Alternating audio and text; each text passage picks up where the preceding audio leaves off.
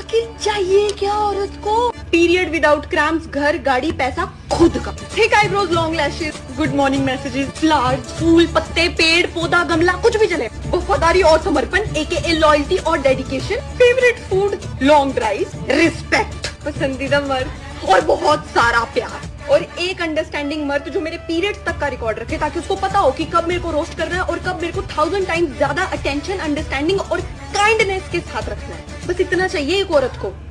आई समझ?